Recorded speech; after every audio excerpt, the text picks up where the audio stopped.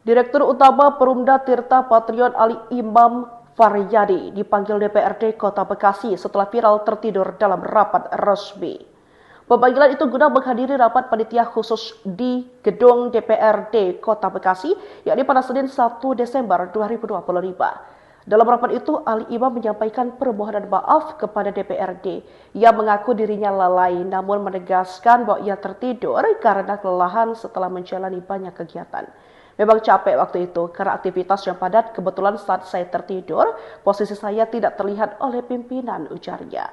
Diketahui Ali sebelumnya dilantik menduduki jabatan Dirut BUMD oleh PLT Wali Kota Bekasi Tri Adianto di lapangan Plaza Pemerintah Kota Bekasi, Kecamatan Bekasi Selatan pada Senin 17 Juli 2023. Tahun 2024 Ali membuat laporan harta kekayaan penyelenggaraan negara. Berdasarkan sumber yang dikutip tribunjatim.com pada Kamis 27 November 2025, Ali memiliki total harta kekayaan 1.469.536 rupiah.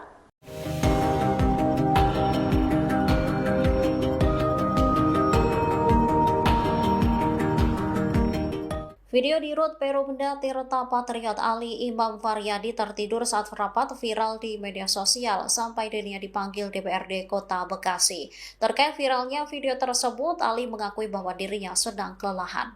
Ali menegaskan bahwa dirinya tertidur dan bukan tiduran. Ia mengakui dirinya lalai, namun menegaskan bahwa ia tertidur karena kelelahan setelah menjalani banyak kegiatan. Menurutnya, saat itu posisinya tak terlihat oleh pimpinan.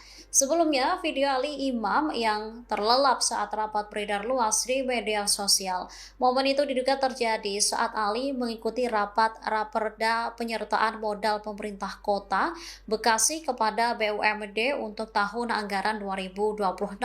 Selesai viralnya video tersebut, Ali langsung dipanggil DPRD Kota Bekasi untuk menghadiri rapat panitia khusus 8 Senin 1 Desember.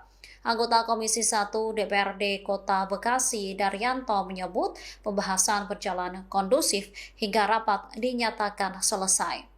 Dalam rapat itu, Ali Imam menyampaikan permohonan maaf kepada DPRD. Daryanto berharap insiden ini menjadi pelajaran penting baik bagi Ali maupun jajaran BUMD lainnya.